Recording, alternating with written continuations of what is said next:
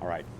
In September of 2001, officers responded to the 1000 block of South 2nd Street on the report of a child death.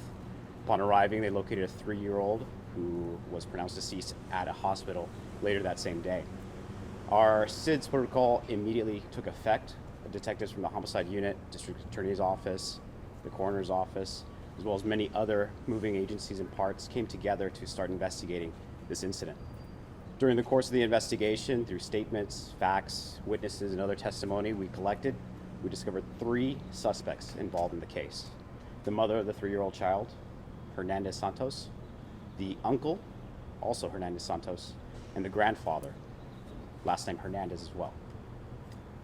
The incident continued on through investigation, and through the coroner's office, they released a full report documenting evidence and details of the child's death, which later implicated both 2 males who are pictured today in our press release that we released earlier. As we go through the investigation and continue providing details and evidence, the charges that are set before are child abuse resulting in a child death. As the investigation proceeds to the district attorney's office, and as the court proceedings go on, the facts of the case may change. There may be more additional details and a change in some of the charges that have been added to the case as of right now. But as it currently stands, we're comfortable in saying that these 3 individuals are going to be held accountable for the death of the 3-year-old child. With that, I'll start on this side taking questions. Ann? Okay. So can you talk a little bit about what's changed and what you guys were waiting on at this time initially determined? Certainly. The initial statements and facts and details that we received from the coroner's office as well throughout our investigation implicated the mother, which was the arrest early on in January of this year. As the full coroner's report was released very recently, we received additional facts and details, which I can't go into at this time, but that was enough to implicate the grandfather and uncle in the case, which our SJPD merge unit then executed arrests of those 2 individuals on the 11th of this month.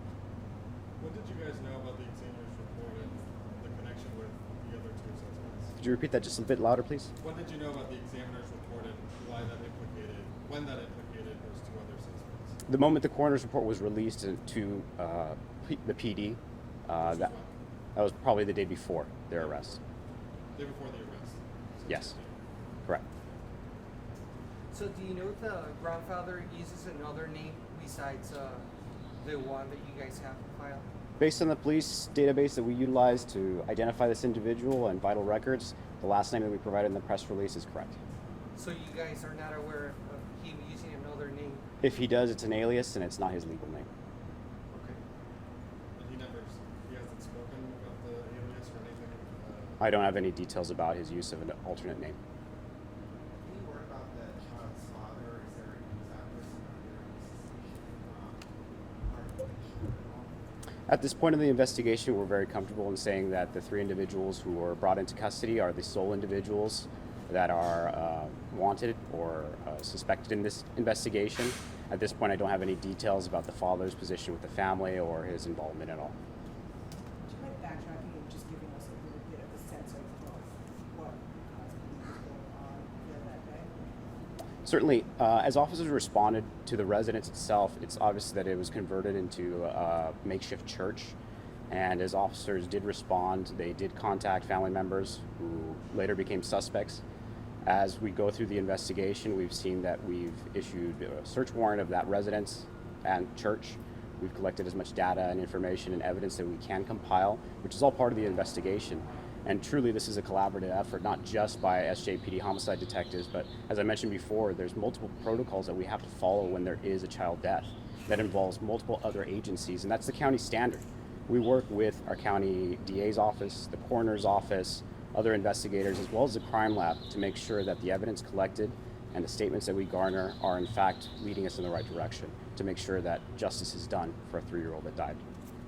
What evidence did you have in January to arrest mom that you didn't have now to arrest the other 2? The initial arrest of mother was done by preliminary statements and evidence collected from the scene, as well as a very preliminary report from the coroner's office. And as you well know, the coroner's office issues an initial cause of death as well as basic facts about the case, but the full report takes a bit more time. And as I mentioned before, we work with the coroner's office to make sure that once they have that report issued, we're the first ones to see it. And based on those evidence and facts in the coroner's report, That was enough to implicate the two other individuals. Do you know what the preliminary report was that for cause of death? I don't have that information. How bizarre are the facts in this case? I mean, what kind of church is this? This is, everything just seems so bizarre.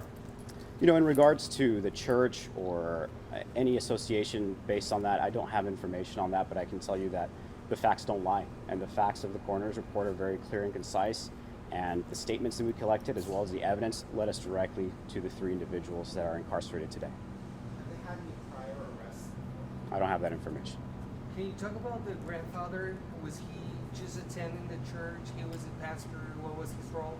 You know, that's part of the investigation, and I don't want to give up details that may sway the case at this point. There are videos online which shows a person really similar to the person you arrested 2 days ago, which is the grandfather.